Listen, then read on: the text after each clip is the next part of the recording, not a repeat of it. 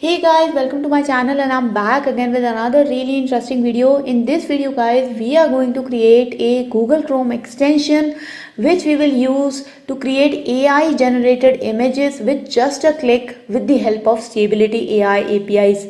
So I know you guys are really excited for this video. I am excited too to show you, and let's get started. So first thing first guys, just give you a very brief introduction about Stability AI. So guys, Stability AI is one of the fastest growing AI related companies globally. And in fact, before even Google Gemini got into existence, Stability AI has already been doing multimodality stuff. And by multimodality, I mean that it is able to take image input, it is able to take any different format of input, and it is able to create the images out of it, create the videos out of it. And if you go to their website and just scroll a bit down, you will be able to see all the state of the art models that they have produced, such as Stable Diffusion XL, which is one of the most popular image generation models right now. In fact, most of the deep fakes that you see on Instagram or on other platforms are actually being generated by Stable AI APIs. Stable audio, stable LM, stable video. There are countless models that Stability AI has created for generating different format of output such as audio, video and images. So definitely guys, Stability AI APIs are one of the best in the business right now, and they will help you achieve great quality in your images, in your video generation. In fact, some of the tools like Midjourney, which were really popular, in fact they are still popular right now. I think Stability.ai is definitely going to beat them, and it is going to become the leaderboard in creating AI generated video and audio stuff. So this is a little bit of introduction about Stability.ai guys. I know you guys will be excited to how we can actually use this in our own product. So let's get started with that. So if you go to Stability AI page guys, there is an API section here. So all you have to do is go to the API platform. Once you go to the API platform guys, you will see multiple things that you can do to it. Text to image, so you can provide a text, convert into an image to image, take an image input and create an image output. Upscaling an image, and you can also have multi-prompting where you can give multiple different prompts to generate a single image. Now because this is a very basic tutorial guys, we just want to start off with one single use case where we will take the text to image. So now you can see here guys that this is sort of a platform provided by us by Stability AI to test out their APIs. Now remember here one thing guys, that if you want to use Stability AI APIs, you need to have an API key. When you will log in into Stability AI, just like I have logged in, when you will go to your profile, you can see that you will have an API keys section where one API key will be provided to you by default when you will first log in, and obviously you can create more. But when you will log in into Stability AI, when you create your account, you will get a 25-point credit. With this 25-point credit, you can create around 120 images for free. But after that, you need to purchase some credit by simply buying some credits here. Okay. So this is how using API keys you can use Stability AI API. Let's go back to the platform again. Now in this platform guys, you can see that you are given two scripts, JavaScript and Python. So all you have to do is just entirely copy paste this script into your Python based IDE or in any py file and run it. And same thing with JavaScript, you can just copy paste this JavaScript into any JavaScript file on your local machine, and you just replace this your underscore API underscore key with the API key that your own profile has, and then you can just run it on your local machine. But if you just want to test it here, then you can click on generate. So for example, this is a prompt which says a painting of a cat. So you can change this prompt and you can write anything you want in your image and click on generate. When you will click on generate, then you will be able to test your API with your own API key here in the Stability AI platform itself, and you can see that it generated a cat image for me. So now our job is to use the same JavaScript that is given here and somehow create a Google Chrome extension with it. So now let's go into how we can create that. So this is my Visual Studio Code, guys, which I have opened in front of you. So the first thing which goes into a Google Chrome extension is a manifest.json file. That's the first step.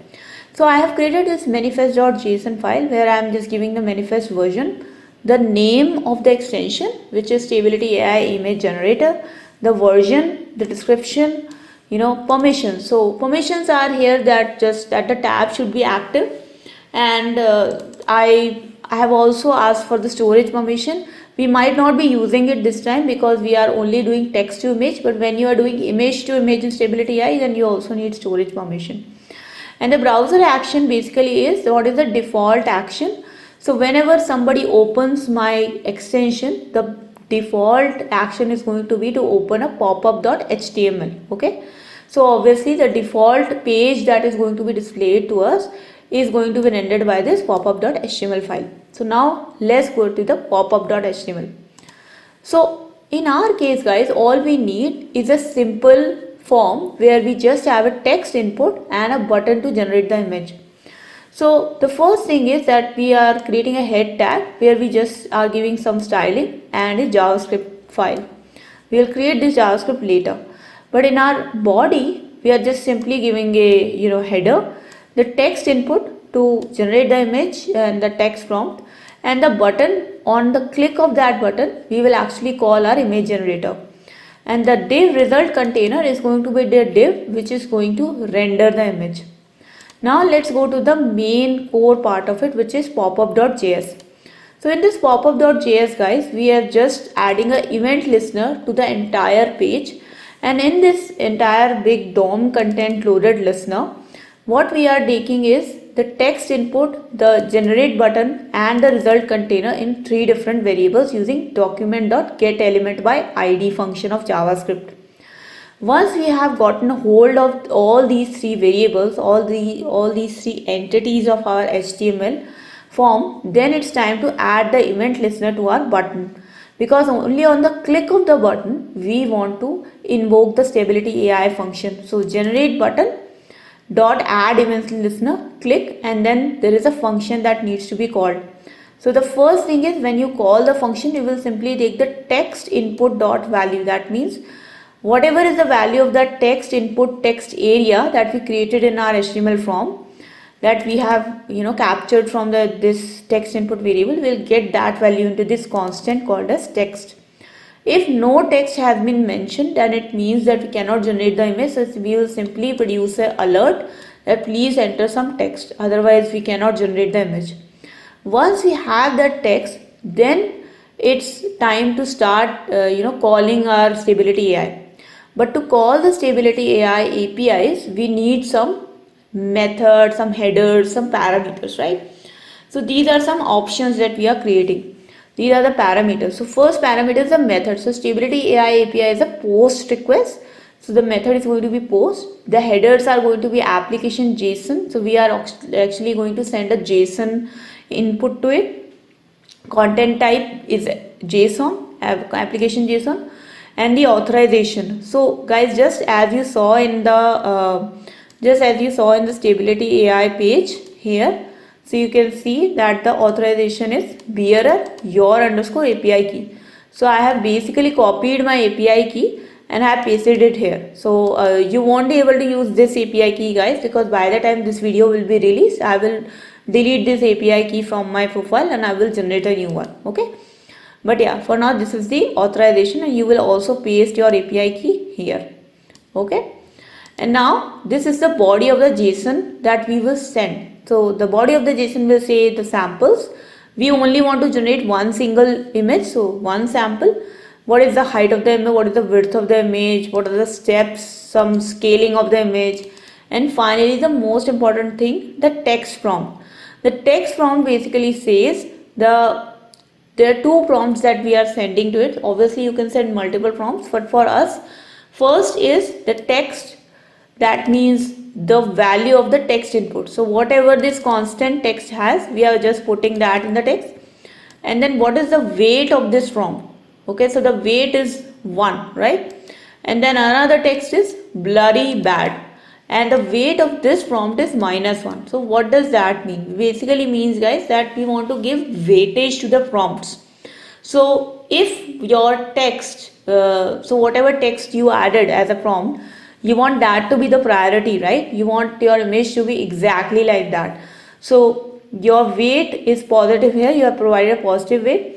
But let's say if your image turns out to be blurry or bad, you don't want in that image, right? So the text blurry or bad is given a negative weightage, so that your image is not generated as blurry, or it's not generated as a bad image, right? Now after closing all the brackets, this becomes your constant options, which is basically nothing but your parameters that you will send to your API. And now it's time to actually call the API. So this is the API, which is basically Stable Diffusion Excel model, and we are calling text to image, and we are passing these options. Okay.